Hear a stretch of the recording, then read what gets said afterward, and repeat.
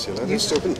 Yes, I'll just open the floor. First of all, welcome to the Bella Center here in Copenhagen, where we're having the meeting among the foreign ministers. We are looking very much forward to that. We are in a situation where we are building up a strong external service. It has our full support. We think it's a line of still growing influence, of growing number of crises that's handled through the EIS. I think one of the problems is that all the crises we prevent to explode, one never see because they don't explode. But nevertheless, Kathy, it's very nice to welcome you as well. You are doing a brilliant job. As a small country, Denmark is very interested in making foreign policy on even more areas, so you have our full support. Thank you. Can I first of all say it's fantastic to be in Copenhagen and in this venue which has seen a great deal of action over the years, the place where many discussions have taken place, and I hope today will be no exception in terms of the ability to talk to each other in detail. The Gymnich is the occasion when ministers are able to discuss in greater detail the issues not only that of course we focus on in our foreign policy on a day-to-day basis, but also to talk about in a more strategic way the building of the service, how in the backdrop that we have we can make European foreign policy be even more than it is now, and to consider too how we can more effectively work together, both within the team of foreign ministers and also, of course, through the delegations and embassies on the ground. So that will be the theme for today, and in the course of that, no doubt, there will be the live issues that will be discussed. Ministers will be able to, in a sense, use the discussion to talk about the current situation in different parts of the world. I just wanted to add that I've just spent a week, as some of you know, visiting some of our member states on the Arctic, and it has been a wonderful experience. But my purpose in doing so was to support the ability of the European Union to become a permanent observer to the Arctic Council, and to see for myself and talk with people directly connected in the Arctic, both living there, the indigenous people, both working there, those involved in economic activity, and those involved in scientific research, especially on issues of climate change. Thanks. A few questions. There. WGR. Yeah. There was a letter by Juppé to several foreign ministers. Is there any comment from your side to this letter? Well, Juppé has written several letters because, like many foreign ministers, he writes. So what are you thinking of particularly within it? The work of the EAD and your work.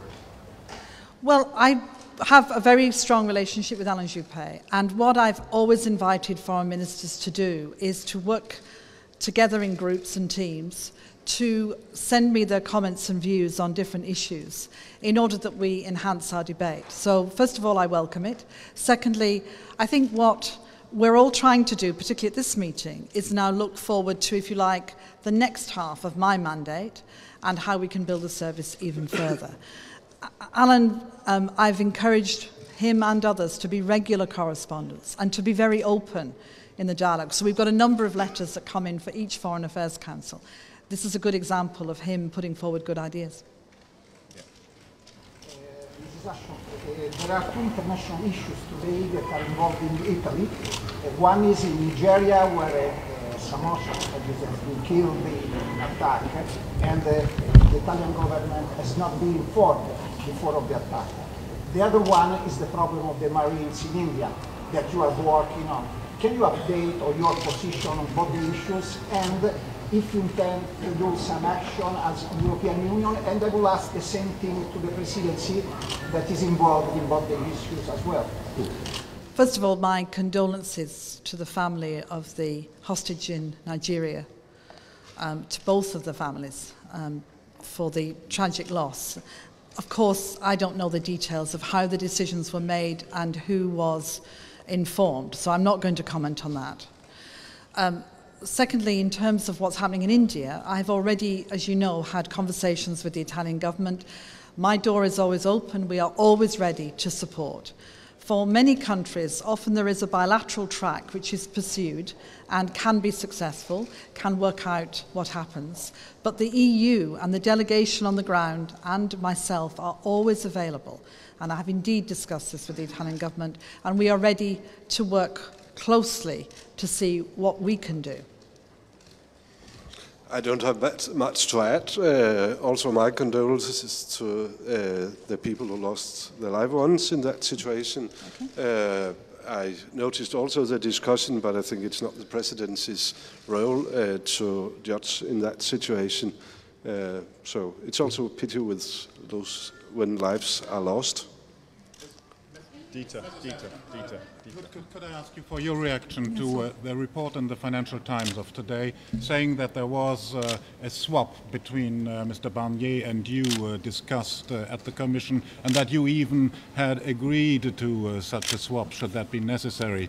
Is there any truth in that report? Well, I don't comment on stories that the Financial Times says is based on speculation. I think I just refer you to what President Barroso has already said about it. That's the last question. The gaps in the Syrian regime seem to be getting bigger. The oil ministers helped off. Can you really sit here in Copenhagen discussing the future of the foreign affairs in Europe without taking a firm stand on the Syrian issue right now? I think we have taken an absolutely firm, united stand on what's happening in Syria. We have been appalled, and that word is the word we've used, at the violence that has gone on. Up to 10,000 people have been killed, mainly men, but over 500 children, and of course many women. And we have also said that you cannot be a leader and murder your own people. So our stand is absolutely united. What we're also doing is working with our member states in the Security Council to try and push forward, and supporting the Arab League and their plans and proposals. And I spoke with Kofi Annan a couple of days ago to both wish him every possible speedy success in what he's trying to do and every possible support. What we have to do is get behind that.